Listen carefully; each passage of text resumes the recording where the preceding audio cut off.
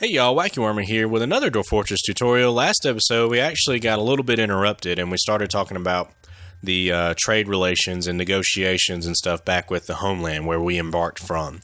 That happened because I was in the middle of doing this video and then that screen popped up and all that good stuff. So I'm going to restart this video, which is going to be about zones. Zones are very important, especially for me right now, and the reason I decided to do this video is because I've got some dwarves that are getting very thirsty, and you can see that by this blue down arrow that they're blinking over to. That's a very often asked question. These men and women here with the down blue arrow are very thirsty, and because I've been doing this tutorial style, I haven't set up farms and stuff, so I'm not producing any alcohol, which is their preferred drink. They've gone through all the stocks we brought with us on the trip, and now they're getting super thirsty. So we're going to set them up a water source zone. We're going to tell them that there is a place they can go and drink water from. So in order to do that, we're going to create a zone, and zones are created with the I key. I for zones. So I'm going to hit I, and you'll see I get a nice big empty screen. Zones are a little unintuitive in how they operate, especially if you started doing stockpile stuff. You would imagine zones would work in a very similar way. It's almost exactly the opposite. It's really weird, and we'll go over stockpiles when we get to that video. But for zones, what we want to do is we want to place our initial cursor down. So I'm going to start here, and then as soon as I place it down, it's going to pop up here with a new activity zone. And as I move my cursor, so I'm going to hit arrow keys, I'm going to move my cursor around, it's going to start populating each of these activities with how many tiles I have in this zone that can be applied or are useful to the given activity. So things like gather and pick fruit, that's just going to be the number of land tiles that you're sitting over, whereas water source is going to be the number of tiles that dwarves can access water from.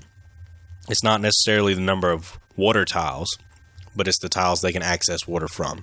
So as I move this over, it's going to slowly fill up, and it's going to max out here because I've kind of hit the limit of the tiles surrounding this little pool of water here. Notice that fishing is set at 0. I'm going to explain that in just a second because that can be a little confusing if you're not sure. But other zones here include gathering and picking fruit, garbage dump, which is a very commonly used zone, pen and pasture, which you're going to need for any of your grazing animals. They will not eat if they're not in a pen or a pasture. Pits and ponds, this is a way of getting dwarves to transfer water from, say, one of these pools out here in the world to maybe somewhere in your fortress. You can actually designate a pit as a pit/pond, and they'll come and they'll transfer water into it. We've also got sand and clay zones for stockpiling those things. We've got a meeting area. This is very useful for getting your dwarves and your animals that aren't really confined to a pasture like dogs and cats and things to start hanging out in a different spot. This is sort of their meeting zone for now, but I can carve out a room down in the earth, designate it as a meeting area, and then they'll all just kind of pick up and move down there. They'll leave the wagon and stuff behind. They'll leave all these items here that I embarked with behind, but they'll pick up and they'll start hanging out down underground. We've also got the hospital, which is pretty self-explanatory, and animal training as well, pretty self-explanatory. So I'm going to go ahead and hit enter, and as soon as I hit enter, it's going to actually start highlighting that zone, and it's going to highlight that zone as long as my cursor is inside it. So I'm sitting over here in the zone, and now I get to actually specify which of these things are going to be applied to the zone, or what the zone is going to be used for. And I can specify multiple things. So I could specify it as a water source. I could specify it as a fishing source, even though it's there's 0 usable tiles here for fishing, and as many other ones as I want. But I'm going to take fishing off, just have this specified as a water source. And then I'm done. At that point, I've specified the zone. It's totally completed. Everything's finished. I hit escape. The zone is there. It's active. It's working. Hopefully, we may see some of those dwarves head over there, or maybe they're not quite thirsty enough yet. It takes them a while to start preferring water. They really prefer alcohol to anything, so it might take them a minute to go and drink. Yeah, there goes one. He's drinking now. We can actually probably see if we check his activity. Yep. So this is Cog Lebestul, the fish cleaner, and he is currently drinking. We've actually got 2 guys drinking. That's cool.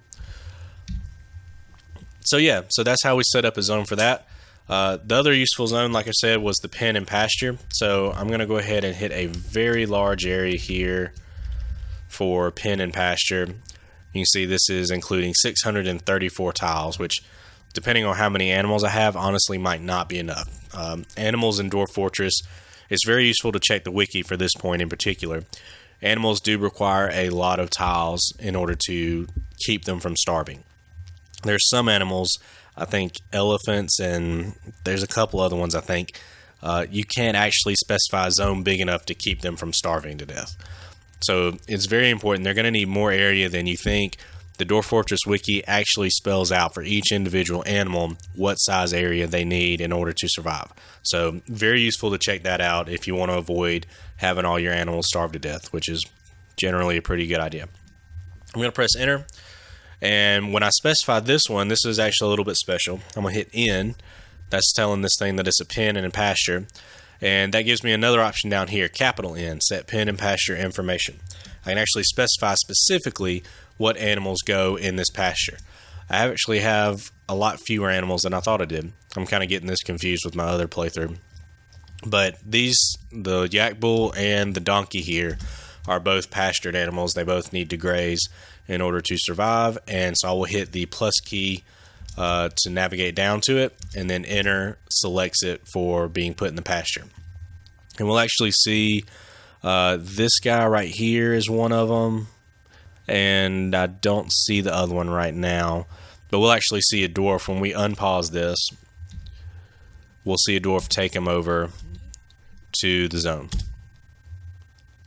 So there, came and fetched him, and now he's in the zone. And oh, there's the donkey right there. Okay, so that's zones. That's how zones work. If you have any questions or comments, please leave them in the comment section below. I'll be happy to try to answer them, and I will see y'all in the next episode.